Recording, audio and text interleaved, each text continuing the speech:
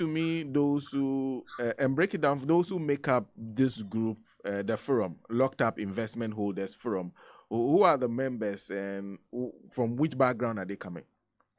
Okay, so far, people who have joined the forum are made up of investors with funds at NDK Financial Services, investors with funds at SIC Financial Services, investors with funds as SDC Financial Services, and then investors with funds at bonds, savings, and loans. These are the four companies whose investors are currently on the platform. And are these existing companies, or they are part of the companies No, that have been collapsed? They are operating. They are operating. They are still operating, but they cannot service the withdrawal demands of their clients, and also principal. If they are demanding their principal or interest, they can't meet it. And that is why we want Bank of Ghana to support them, give them liquidity so that they can operate. So they are still working. Their licenses hasn't been revoked, even though they are not able to do the work that they were set up to do, i.e., be able to, as you have collected investors' funds, you must be in a position to give out the funds to investors anytime it's due, either in the form of interest or when the principal is due, you must return their principal to them. But this is where we are having a challenge, and for almost 4 years, some of them have not been able to meet their clients' withdrawal demands. So they are neither paying interest that are due the customers, or are they in the position to give you your money back when you want it? Hello, Doc. Hello, Doc. Hello. We seem to have lost Doc. We'll get Dr. Edu Adanienchu back on the line. He's the convener for Locked Up Investment Holders Forum. And he's mentioned a couple of institutions. They said this institution are still existing. NDK Financial Services, SIC Financial Services. That's an interesting company. There's SDC Financial Services, and then Bond Savings and Loans Company. All of them, these are people within the firm, clients of these companies that are still existing, but they are struggling to meet the obligations under the agreement. So you go, you put your money there, there's an agreement, I'll pay you this interest on the savings, on your investment. When this time is due, you can come for it. When you're ready, you can even come and withdraw it. Just conditions are set. Doc, yes. We lost you there. I was asking, yes. So the problem here is, one, they cannot pay the interest. Two, they cannot even give you your principal back when it is due. Yes. I know you understand this sector quite well. Have they been explaining to you why they are in this situation? Well, what we have been told from the institutions is that they also have clients who are not paying their debts.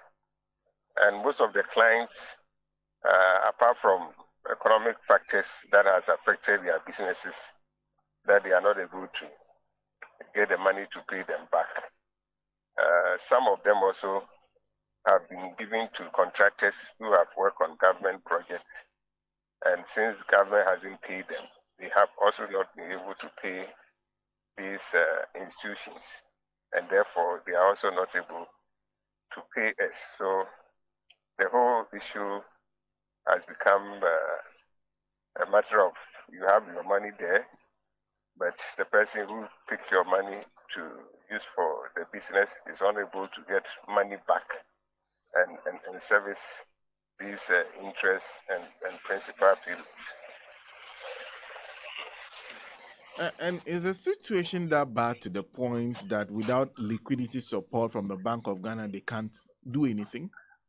Yes, because if any financial institution that goes into liquidity challenges has to be supported, and if you study closely, you follow closely the activities in the market. Bank of Ghana has been giving liquidity support to banks. However, Bank of Ghana is saying they don't give liquidity support to institutions that are insolvent. And they have determined that these institutions are insolvent, and that's why they won't provide them with the liquidity support. And if you don't provide them with the liquidity support, then these institutions cannot operate. And so we have said that if you won't provide them with liquidity support because they are insolvent, then the only thing you can do is to revoke their licenses. And if you revoke their licenses, then it means government is going to take up to pay the deposited funds, just as it did when it revoked the licensing of 23 such savings and loans and finance houses in the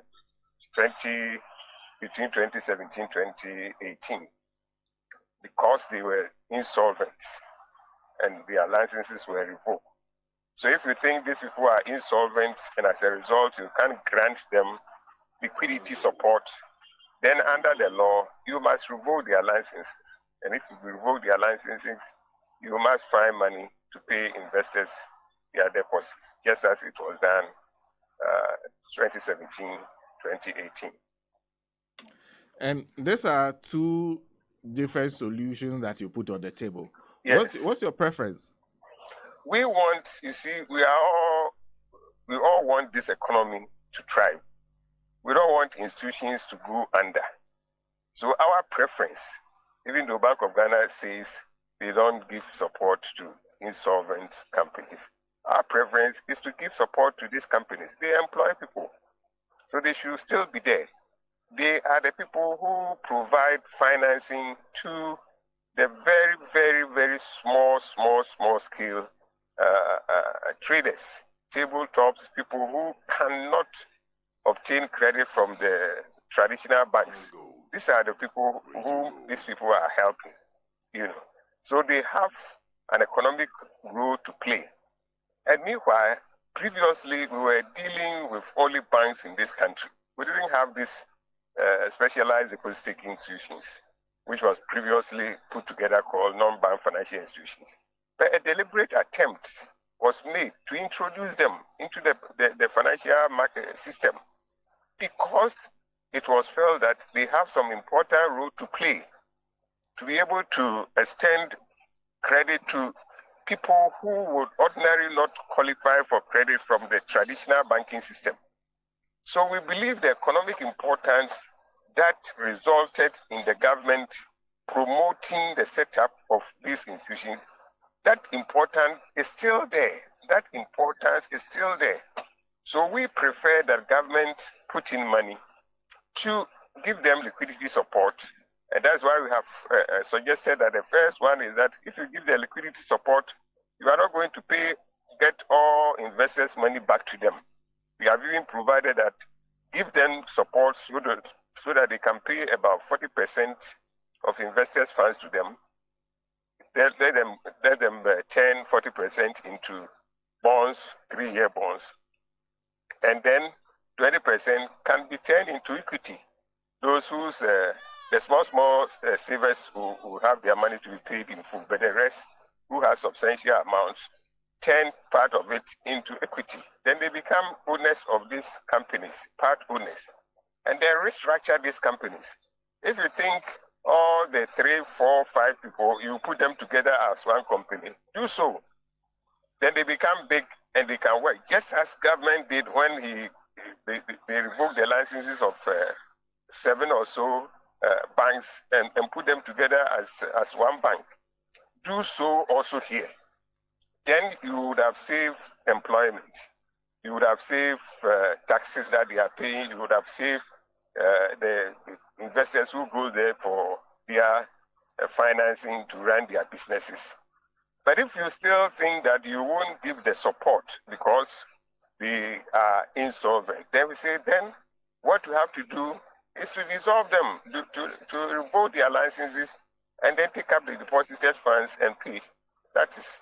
But for us, we think that the first one is better because that will not call for more funds coming from government to do the resolution. But if you don't want to do that, then investors cannot wait and let their money go waste. Investors must be protected. So if you can't save the institutions through the first option, then revoke their licenses and then pay back investors their deposits. That's all. Interesting. Anyway, but you wrote this letter to the Bank of Ghana on 16th November 2023. Have you heard anything from them? No, we haven't had a response. No response yet? No yet. When I look through your cover letter, you've been complaining about what you say is the lack of urgency of the Bank of Ghana. Why is that important to you? Yes, because we felt that the responses to these issues should be coming faster than it has been. This is people's life savings that is being we are talking about. So if we write, we expect responses. From the beginning, that responses wasn't coming. You write, you don't receive anything. You have to send a reminder and all that. And we think that is not good enough. And I know this is not in your domain, but how soon are you expecting the Bank of Ghana to act on this? And well, we still think that they will have to come out, because if they don't, what we do is that we will send a reminder that we still haven't given a response to this. And that is why we also have to let the world, especially Ghanaians, know. And so we publish these proposals in the graphic, and then the press conference, we have circulated this. We believe if the Bank of Ghana is going to respond to this, we believe they will be working on it at this time, and hopefully it won't take long for us to hear from them. If we don't hear from them, we will send them a reminder, and we will work until we resolve this matter. What do these delays mean to the persons involved? Because I know you yourself, you're a pensioner, and you say there are many more pensioners involved in this. There are many people who have small businesses who have all been affected. What would this mean to them if this delays continue? That's why it's as serious as anything. People have saved, apart from people who are on pension. You know, this market, everybody has his own place that he puts his investment. While some people have invested in government bonds towards their pension, some people have invested in bank fixed deposits, some people have invested in finance houses fixed deposits that they are going to rely on for their pensions. And even others who not even on pension but regularly need money for some of their needs, have invested in some of these products. So when the money is not coming and people can't get the money to meet their expenses, then they are in trouble. If you are not working, you are retired, then yours is worse. There are other people who are also sick. Even though they are not on retirement, they are sick. And you invested for the future, so that when something bad happens to you, you can get something to care for yourself. You may be at 45. You may be now these days. Previously, when you were young, most of these diseases, stroke and others, it was only like for only very, very old men. Now, even 40, 45, 30 people are getting stroke. People are having heart problems and kidney problems, and they have to get their money back to be able to take care of themselves. And if you have invested hoping that nothing happened to you, but you are believing that if something happens to you, you will have some savings to take care of it. And that has happened, and you can't take care of yourself, that is a serious matter. So the effect is as bad as you can imagine. And then there's one thing I've been just having a conversation with my guest in studio this morning on the matter of confidence that you are talking about. That the longer the Bank of Ghana continues to show this lack of urgency, the more it deals a blow to confidence on the financial market, typically by Ghanaians who have learned to put their monies into investments there. And I'm wondering if that ship has not sailed already, because yourself, you were recently even dealing with government's own failures. At this point, does anybody even believe in investments anymore? Well, that is the challenge. That is why we must restore confidence in our financial markets. I realize that confidence is badly hurt. And this financial market, I keep on saying that the only asset that this financial market has, which is that important asset, is public confidence. And public confidence is the confidence that people have that if I put my money at this bank, I can go home and sleep without thinking that I have taken my money somewhere. That is why we put our money into financial institutions, and we don't go dreaming in the night. Can I get my money back? Can I get my money back? That is public confidence. If it is not there, there is no financial market. Nobody will go and put his money in the bank and then go and sleep and be thinking about, can I get my money back? This is where we are developing towards. That people's confidence is battered. I meet people who ordinarily should not be asking me questions like that, to ask whether, Doc, do you think we should go and do investment? And you have to struggle to convince them that yes, it is still better to do investment. But how do you get these people back, restore their confidence? It is the things that we will do in the market that will restore the confidence.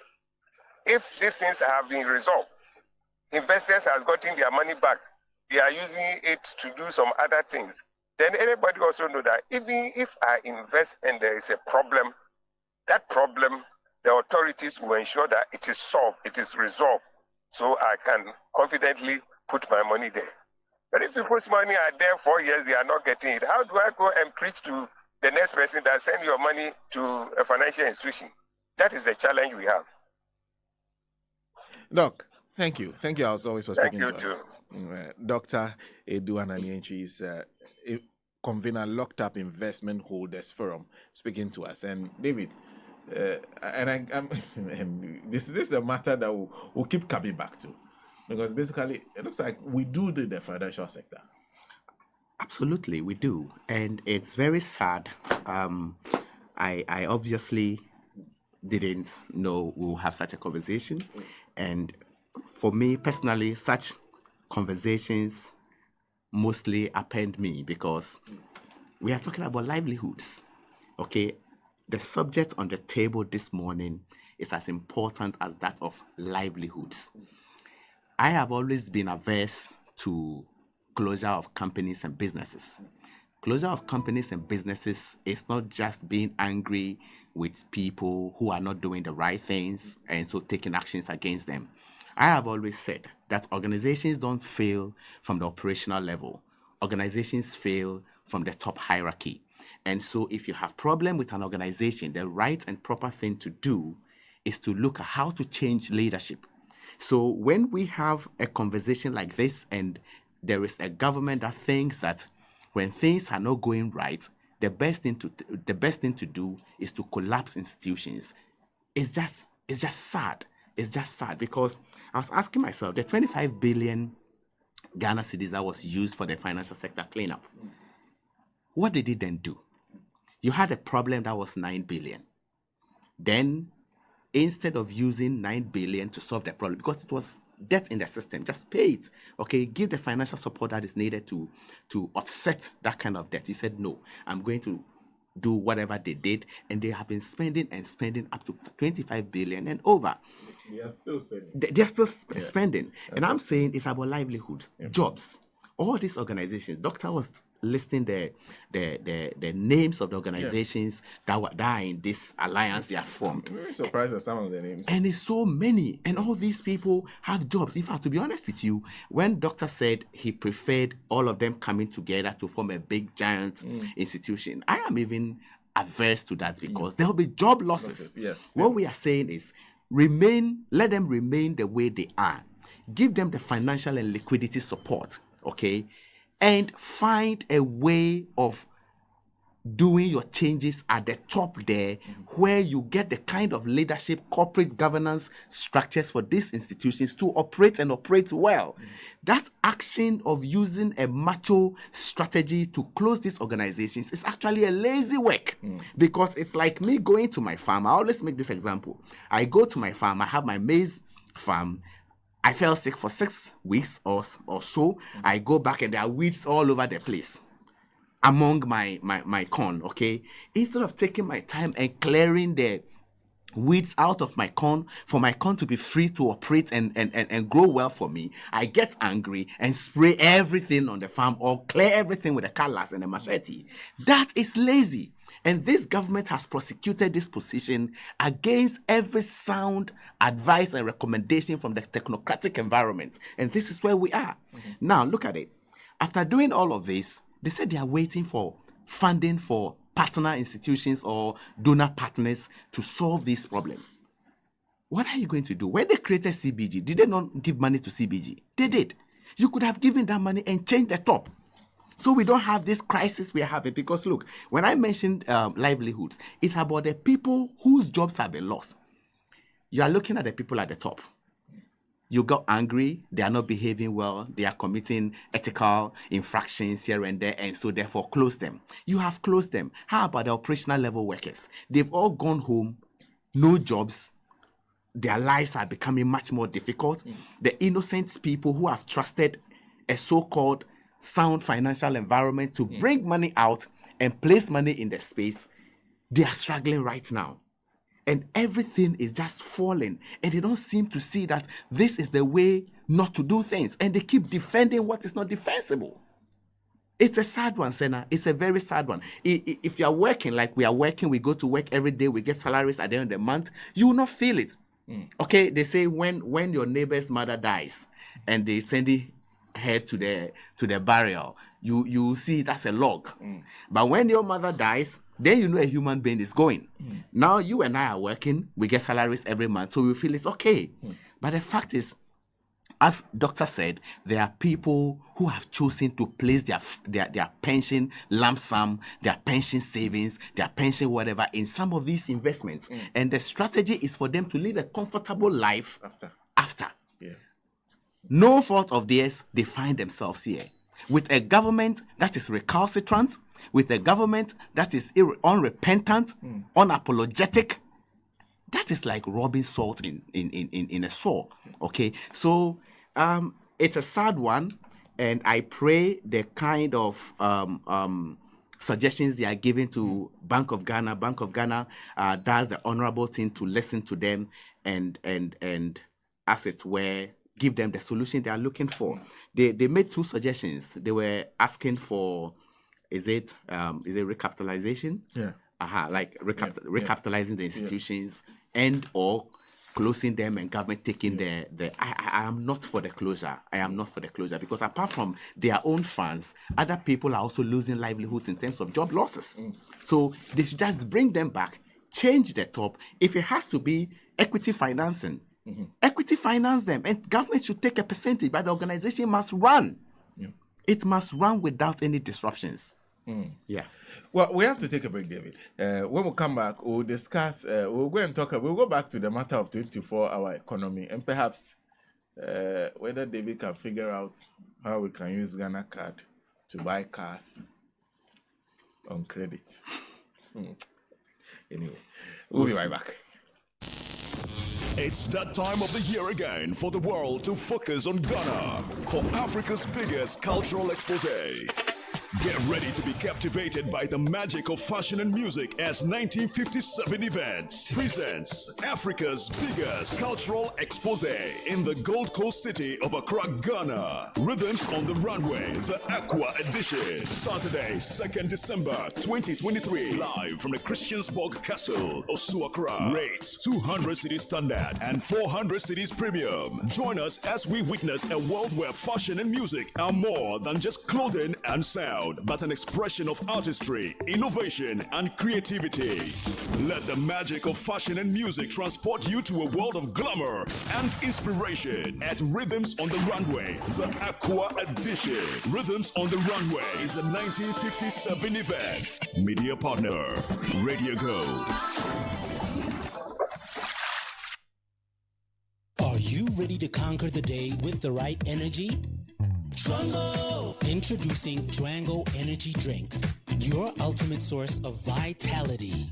Whether you're battling fatigue, seeking a boost, or savoring a refreshing energy kick, Drango is your answer. Drango! Featuring an iconic tiger symbol, Drango is the go-to choice for athletes, drivers, and all active go-getters. What sets Drango apart is our secret formula, a unique blend of vitamins B3, B5, B6, B12, all packed in a silver sporty bottle. Drango Energy Drink keeps you going. Drango! No fears, no limits. Excessive drinking can be detrimental to health. Not recommended. Persons under 18 years, lactating mothers, pregnant women, and people sensitive to caffeine. This advert is FDA approved. Hey, Ma, the way you're always getting alerts these days, I won't be surprised to hear that you have gotten a Momo for Business account by my next visitor. Oh, I'm already on Momo for Business. Since when? Since. Now, it's easy to apply for a merchant SIM. All you need is a registered MTN number, your business certificate, your Ghana card, and you are good to go. Sir. You think you are the only one who knows what's up, eh? Look, I just dialed *5051#, selected register, and the region I was requesting the SIM from, and waited for my SMS with my reference number. You can even go online at momomerchantapplication.mtn.com.gh and complete the details for an even better experience. Hey, Grandma Momo. Sign up for Momo for Business the easy and simple way. Just visit momomerchantapplication.mtn.com.gh or dial *5051# and follow the prompts and be on your way to owning a Momo business account today for free. MTN. Masa, to be Madam, Mame Gobe 5 cedis. No, me dafo. Ene koko sing. Koko 3 cedis. Hey, Madam, Miss 5 cedis. Na ma we ya monsho. Ahadie, ye jini bin. Me teste Betika. Me boost. Season no. Because at Betika, the winning never stops. We are giving you a triple aqua bonus when you sign up. The biggest odds, amazing offers such as boosted odds, free bets on Mondays and Thursday, and so much more. Just go to betika.com or dial *263# on your jam phone to place your bet. This advertisement has been vetted and approved by the Gaming Commission of Ghana. Bet responsibly, not for persons below age 18. Gaming can be addictive. When I wake up in the morning, I brush my teeth with Kale Charcoal toothpaste. This gives me confidence all day. Anytime you meet Amma, don't be surprised I smile showing my beautiful white teeth because I don't have tartar or cavity thanks to Kale Charcoal toothpaste for its natural charcoal properties. In fact, we are like twins. I can't go without my Kale Charcoal toothpaste. That be why I dey use Kale Charcoal toothpaste morning and night when I dey go bed safe. It dey make my teeth white where it dey comot every scent from my mouth inside. My confidence level they go up, so I dey show my 32 teeth all. Introducing the Kale Charcoal toothpaste, formulated with activated bamboo charcoal powder, ensures whiter teeth and removes bad breath. The strong natural property of the activated bamboo charcoal removes bacteria, absorbs surface stains on our teeth caused by coffee, wines, and tobacco. Welcome, Kale Charcoal toothpaste. Kale Charcoal toothpaste. Sankofa Yenchi. Kale, happy smile. This advert is FDA approved.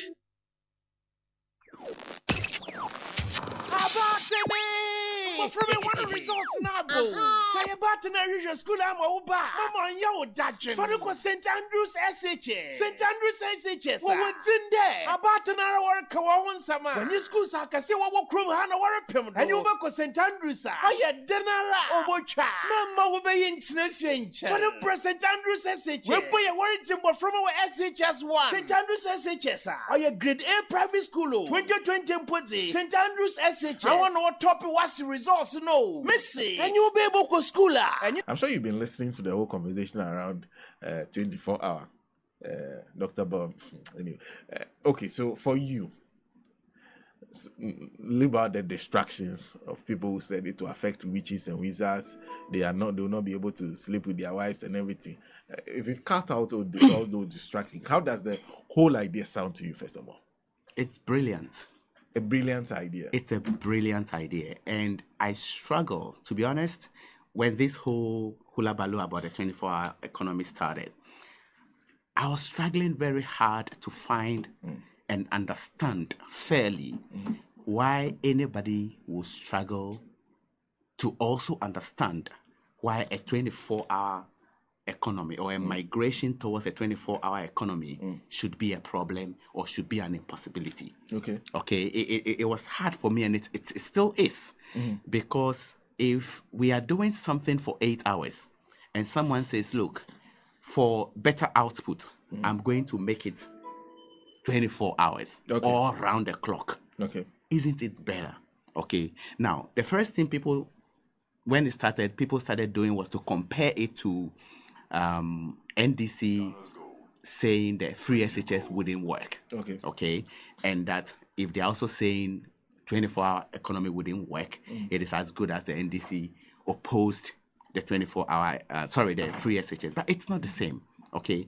When NDC said this is not going to work, it is because of the kind of policy investment that you needed to do, which you were not willing to do. That is the reason they said it is not feasible the way you are going. And time has proven it, that given the problems and the difficulties we are experiencing in the free SHS, right now we can say that free SHS didn't work. Come to the 24-hour economy. The 24-hour economy, ex-President Mahama proposed or is proposing, is something that is so feasible. It is so feasible. Now, in order to downplay it, their strategy is to say it is not feasible. But how do you say a 24-hour economy is not feasible? But your night economy for entertainment will work. If we are doing 8 a.m.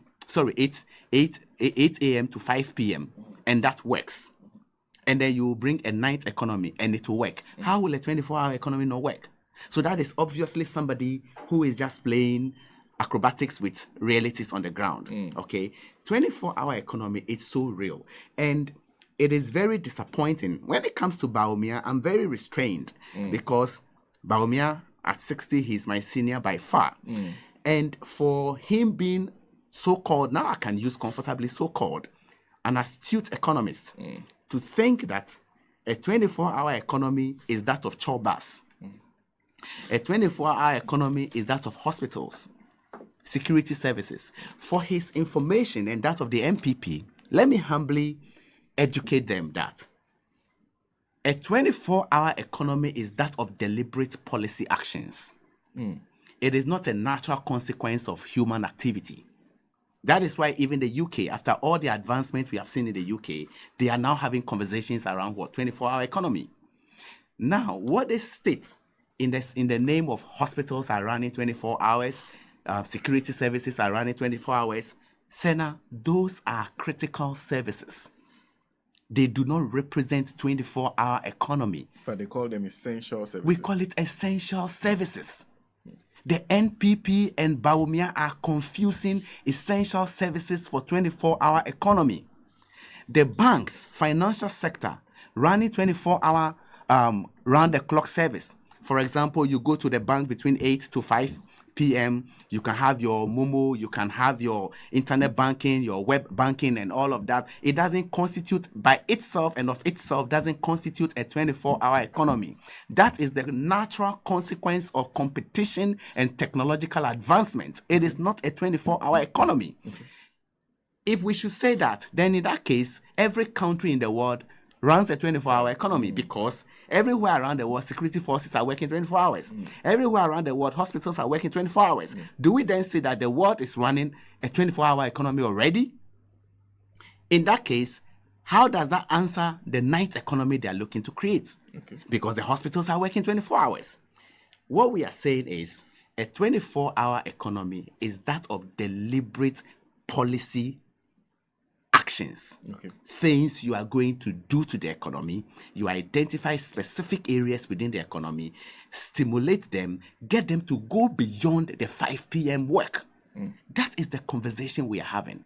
So trying to make it or water it down and make it look like this is a nonsense, this doesn't work, this is a no-starter, it's a no-brainer. Look, I can comfortably tell you that they really are shocked at how the NDC is coming back with the solutions, coming back with the way and the better way to do things. They really can't take it. So the best thing to do is to water it down. The PhD, the pull him down kind of thing.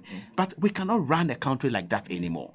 It's about time, whether you are on this side of the bench or the other side of the bench, if a policy is good, get out there, endorse it, and demand it to be implemented better. Who doesn't like free things? Okay, if you are sitting and a government tells you, I can make this thing happen for free, who doesn't like it? So when we said that free SHS should not be implemented the way they did, it is not because we do not care about the people of Ghana, and so we are saying don't give them the secondary education for free. We are saying be strategic, okay? Think through it properly. You cannot open the floodgates of free meals and not expect the community to break your wife's gates. Right? So you cannot expect to open the free SHS system and not expect population in the in the secondary school to rise. You haven't provided infrastructure. Look, at a point in time, the government said they were changing the curriculum without the textbooks. This is how jaggedly they implement their policies. And that is why we are saying they cannot compare with what we are coming to do. The 24-hour economy is working elsewhere. It will work somewhere here, in a place like this, and it is going to happen.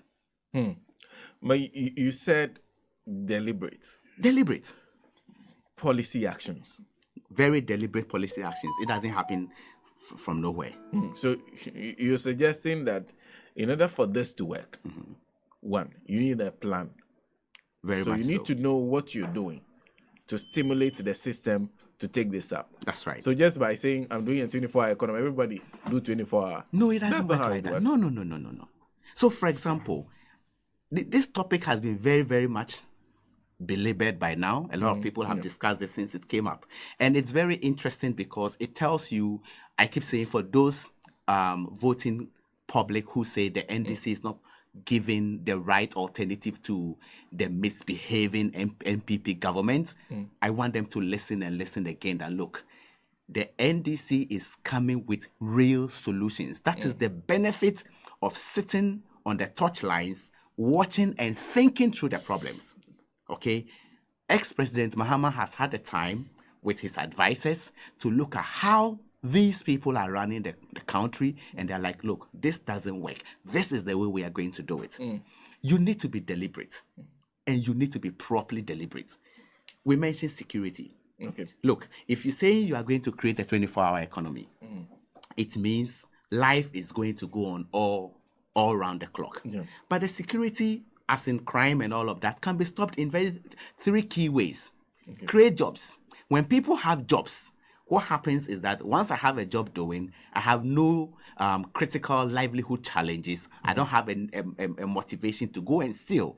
Therefore, the jobs keep me busy. That's why we say let's channel the youth's energy into proper productive measures to prevent crime. Create the jobs. Light the city.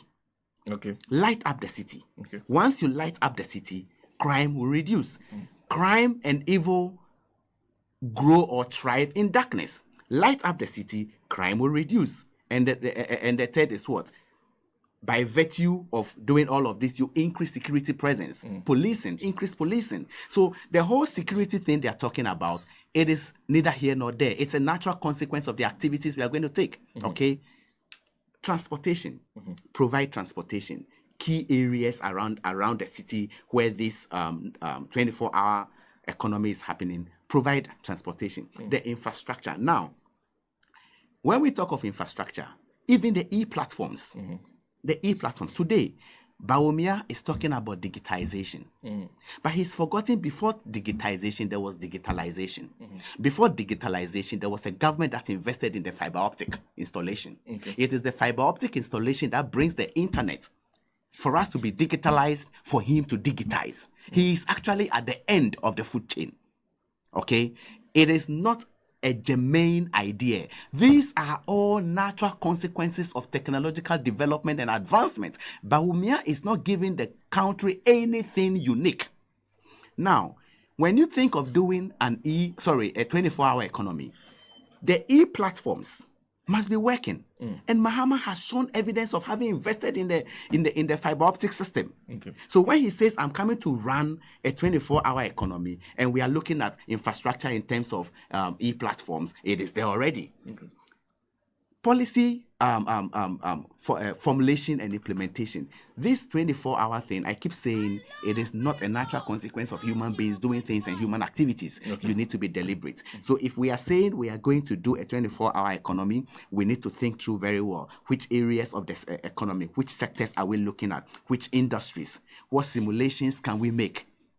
Okay, who are those we are going to roll onto this 24-hour economy? How are they going to start? And for starters, myself, from where I sit, without any simulation, I can tell you a place like the passport office should be the first to start. DVLA should be the first to start. Lands Commission should be the first to start. These are institutions that have a huge and heavy backlog of work. What happens at 4 p.m.? At 4 p.m., the ladies start polishing. At 5 p.m., their bags are in their hands. They are out of the building, and the place is shut down. When people haven't received their driver's license, when people haven't received their passport for 6 months, Mahama is saying we can create a system where when you get up off your seat, somebody sits down and continues with the work you were doing. How is this difficult for anybody to understand? How is this difficult to implement? How is this difficult for anybody to think that this is the way to go?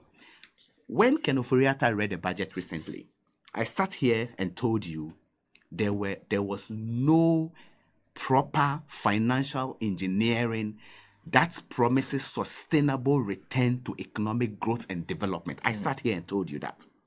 These are the kind of things we should be thinking of. Okay, a 24-hour economy. When we propose a 24-hour economy, instead of being lazy in our minds to think it is not possible, we should endear ourselves to be asking ourselves, what is the way to get there? How do we get there? The UK is discussing how to make the economy 24-hour. Should we not go pari passu with them and tell ourselves, okay, if this is the way these guys are going, let's learn alongside with them. What can we do? How can we restructure our system, our economy, and all of that to be able to do what? To take part of this 24-hour. Rather, we are thinking about witches. We are thinking about wizards. Since when did witches and wizards have rights in our social discourse in this country? That happens when you begin to defend what is indefensible. You begin to sound like a broken record. Then a gentleman in the northeast, is it northwest, the northwestern regional, actually Upper East rather, regional minister, where he said he didn't know how, because of 24-hour economy, he has a beautiful wife and he will leave the wife and go to work and be farming. You see the kind of way we are denigrating the conversation just for political points and political watering down of this very important thing. I want Ghanaians to disassociate themselves from the MPP, because the MPP have come to their wits' end. Okay? They have run short of ideas, and they don't have the decorum to respect the people of Ghana and say, look, we haven't managed very well. We think we have done the best we can do, but it is not the best the best per the output. Therefore, we are stepping aside. Now, for love of themselves and what they can get, they are denigrating what is honorable, what can turn around the economy. Look at the masses of university graduates that are at home without jobs. Look at the masses of people who came home because of this financial sector cleanup that have not been employed. Look at graduates driving Uber. And all these people are being given a hope that there is a new channel for us to get you back into work. And someone is sitting somewhere thinking of witches and wizards. Someone is sitting somewhere reducing it to what? Farms. And Bawumia is saying, chop bars are already running 24 hours. You reduce this very serious economic recovery plan to chop bars. He is doing kindergarten politics indeed. Kindergarten politics. That's it, according to Nancy. I'm not plagiarizing. Well, there's no chop bar that runs for 24 hours. I wonder if he eats fufu at 2 a.m. Yeah, we have checked. We have some chop bar patrons around here, and they can't find any. So there's none as far as we know. Anyway, like I said, at some point we have a conversation with our friends from Third Eye Care and Vision Center. They are one of our partners for the free health screening. In case you haven't heard, the date is 1st December. That's a Friday. That's the far best day. Far best day. Because prices are going down. But if you have finished BECE, were you posted to your school of choice? Were you posted to a day school far from home? Or were you not placed at all? If you are in any of this category, you are posted to a day school far from home, and so that makes it difficult for you, or you are not placed at all, then you need to be speaking to St. Andrews Senior High School. St. Andrews Senior High School, a grade A senior high school, admitting students for Senior High School 1. They have excellent boarding facilities. They do general arts, business, home economics, agric science, general science, and visual arts. In Accra, you can find them at Teshi. Is it Chiblew? Last stop. I'm not so sure whether I'm getting that right. Teshi, I think Chiblew, last stop. You can find them there in Accra. Give them a call on this number 0546 04 8332 or 0249 832015. St. Andrews Senior High School, we are always in the lead. So if you're looking for a school for your child, St. Andrews Senior High School is a grade A senior high school you can speak to and put them in there. Especially nowadays that they can put your child in Bogatanga from Accra and put them there. You yourself, you haven't been to Tamale before, they're sending your child to Bogatanga. So if you have that kind of situation, act fast and speak to St. Andrews Senior High School. And talking about wards and children, if you want to style your kids' hair to give them that awesome and confident look, contact Goldie Kids Hair Salon and Playroom. Goldie Kids Hair Salon and Playroom is a specialist unisex salon for kids, including teenagers. They are into braiding, hairstyling, hair coloring, haircuts, locks, and more. Anything that you want to do to your child's hair, they have you covered. Goldie Kids Hair Salon and Playroom is located near the Parkway Estate Main Gate, Christian Village, Domi in Accra. Call them on 059 600 8138. They are open every day from 8 a.m. to 6 p.m. except Tuesdays, and on Sundays from 1 p.m. to 6 p.m. Let Goldie Kids Hair Salon and Playroom take care of your kids' hair needs, and they'll give them the style and confidence that they deserve. David, there's one other issue that stands that a lot of people have raised. But before that, let me say good morning to Brian Bright. Brian Bright is watching us from East London. You reminded me of my very good friend, Comrade Elijah Timop. I think he's NDC chairman for East London. Good morning to you, and a good morning to you, Brian Bright. There's the matter of energy. So this is the issue. So we have excess capacity. So which means that we actually do have power plants that are sitting now that are not currently on stream. Apparently, that's what they mean by excess capacity. So that these power plants sometimes generate power that we don't use for anything. But still, people keep pointing out there are lights going off. In fact, somebody called me from a place they call Top Herbal. Top Herbal? Yes. Okay. And he said around that area, every week they will have extensive light outs. So we have excess capacity, but we have a problem with lighting and electricity. People are asking, within the framework of a 24-hour economy, what's the assurance of not only the availability of energy, but the efficient provision of electricity in the first place? Right. So it's quite simple and straightforward. The proposer of the 24-hour economy is the one that provided excess power. Okay. True or false? That is true. So if Mahama is saying, I am bringing a 24-hour economy into the system, and he has a track record of having provided excess power, and we know that power is going to be one of the main commodities to be consumed when we are running a round-the-clock economic system. Okay. So for me, if you ask, with the current power problems we are having, how do we merge that with 24-hour economy? I'm telling you, it is part of the strategic approach to the implementation of the 24-hour economy. We are going to make sure power is stable. We have done it before, and we are going to do it again. Look, let me shift the conversation to MPP politicking with regards to power, okay? When we had a problem with Dumso from 2012 all through to 2014, and I'm just simplifying it for conversation's sake, because Dumso has been there since time immemorial. So let's just do 2012 to 2016. Mahama knew that the way to go is not to do a knee-jerk approach. Solve the problem and solve it rightly.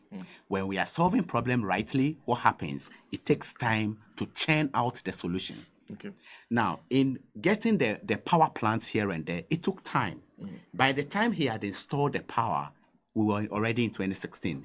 People felt insulted. People felt it was being done because of elections and for votes. They misunderstood the fact that these are processes that start years back or months back, okay, that culminate to the time it was implemented. Now, when this government inherited Mahama's system, instead of giving credit to whom credit was due, what they set out to do is to demonize him, to bastardize him, and say, look, you have given us excess power. We are paying too much for power. But you and I know, scientifically, power cannot be stored. So if power cannot be stored efficiently, let me put it that way, power cannot be stored efficiently over the long time haul. Therefore, it pushes every serious person to start thinking of ways and means to use the power.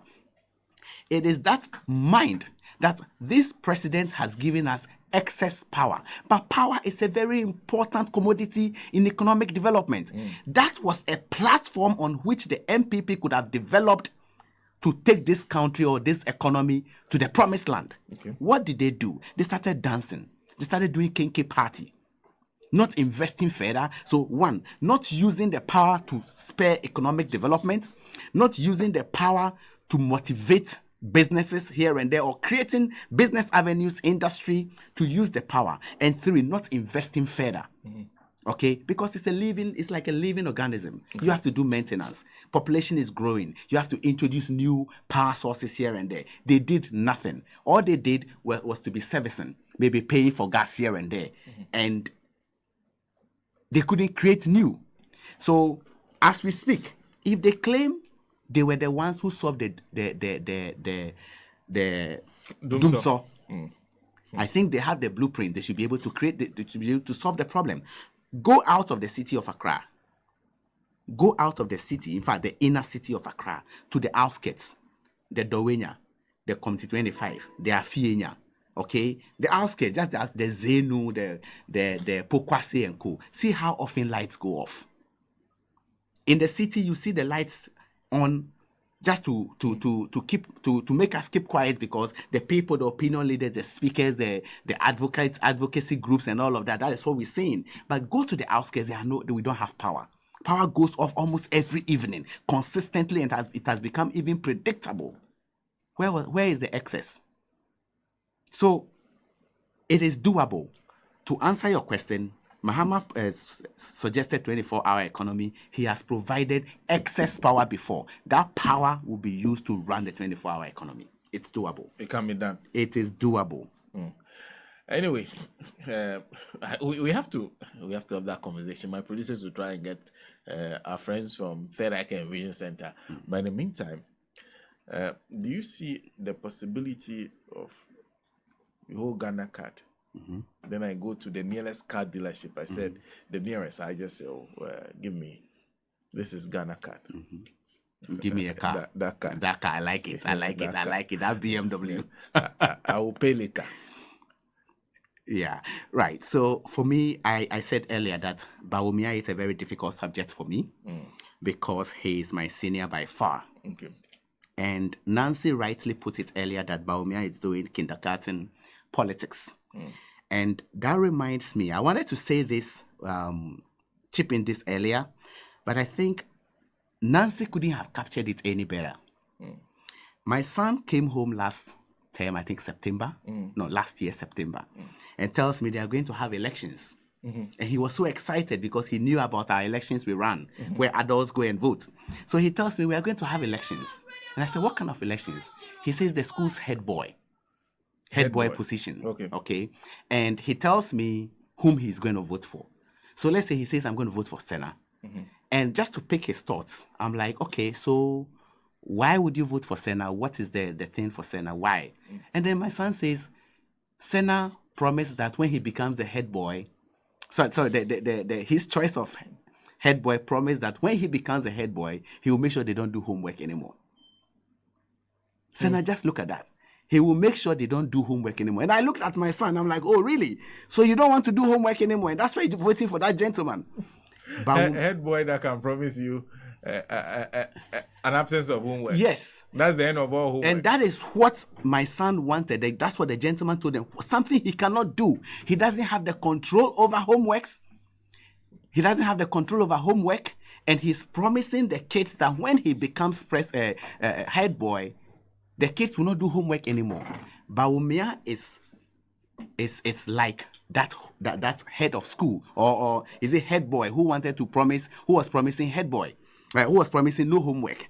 Bawumia is a very difficult topic to discuss, seriously speaking. And I think it is time Ghanaians come to the point to understand that Bawumia's Malam is dead. Bawumia's Malam has died. He died long, long ago. And he died with Bawumia's magic wand. So nothing he is saying makes any proper sense anymore. Look, to be honest with you, if you ask me, off the top of my head, I'll tell every Ghanaian to ignore Bawumia. Okay. Let's send Bawumia to Coventry City. It's an idiomatic expression to say, let no one mind Bawumia. Talking of Ghana card to buy cars or to access cars. Look, to respond to that subject is wasting airtime as we speak right now. Because this is the man who said Ghanaians were going to use Ghana card to travel. He said we're going to move from taxation to production. Now we are being taxed like the way the Mizraim people were taxing the Israelis. As I see GPS, we took money to go and pay for something that is free. Google Maps was already free to citizens. We took money under Bawumia to go and pay Asase, to go and do Asase. Concrete roads in Ghana. The gentleman said he was going to give us concrete roads. My dear, did you drive on concrete roads here? Okay. Zero borrowing for roads. And that we can toll our way into fixing roads. Eventually, there are no tolls anymore. This is the man we are talking about. Cars for Okada. You know, he said he will give you cars with Ghana card. He had already promised cars for the Okada people, the Okada riders. They haven't had their cars yet. I don't know. Hostels for Kayaye. Laptops for teachers. New airport and harbor at Cape Coast. Do we have it? No Momo levy. You and I are paying Momo levy. As I sat in this studio, I sent somebody Momo. I paid for it. Islamic model schools in each region. Look, as we sit here right now, Bawumia is owing Ghanaians 16 free SHSs in 16 regions. He hasn't come to discuss that yet. Free Wi-Fi for universities. He promised to replace textbooks with laptops for school kids. He said the economy will grow and grow and grow and grow. And there will be jobs and jobs and jobs and jobs. My dear, where are we right now? This is the man we are talking about. So I am not an Akan. So forgive me, listeners, if I say the wrong thing. But the Akan says, "Se kwatekwa, so bema ontuma, yeneti anything." That is my response to whether we can use Ghana card to get cars. So I think you like BMW. So according to Baumia, when he comes or when he becomes president, just take your Ghana card. Now we don't have Mechanical Lloyd anymore. Go to Atlantic Towers at the airport. They have very beautiful BMW. Show them your Ghana card, how beautiful you are on the card, and tell them, this is me. I'm looking at that juicy card. Give me the key. I'll pay it over time. That is Baumia. He is very wishful. He speaks as if the rest of Ghanaians do not have faculty to process. He speaks as if the rest of Ghanaians do not have the mind to look at his track record. I wonder who advises him on the things he comes to say in public. Look, anytime I listen to Baumia speaking, I begin to squirm because I'm like, the guy is going to hit the rocks again. Doesn't he have anybody speaking to him? Look, before you take your space, Baumia comes on stage. He leaves home, dresses up, goes on stage, okay, to demonize Mohammed's 24-hour economy without a solution. He spends time to run down a policy suggestion that looks at reviving this dead economy. After speaking to the people, all he can say is, I'm going home to think about the solution. Wait for me. I'll come back next time to tell you what I'm thinking. Is this a man we should be having a conversation over in this studio and elsewhere in Ghana? Baumia shouldn't be minded at all. But I don't see your BMW as audacious enough. Anyway, I'll get new one with the Ghana card to buy a car. You think I'll pick BMW? The car people will see me right here. Some Bentley and things. You will be shocked. Then your Ghana card, that Ghana card must be a premium Ghana card. Oh yes, I'll acquire the best. The best. The best Ghana card. Absolutely. Anyway, Absolutely. David, thank you. Thank you very much. David is a risk and resilience expert. Join us on the Gold Money Conversation, taking us to 47 minutes past 9. And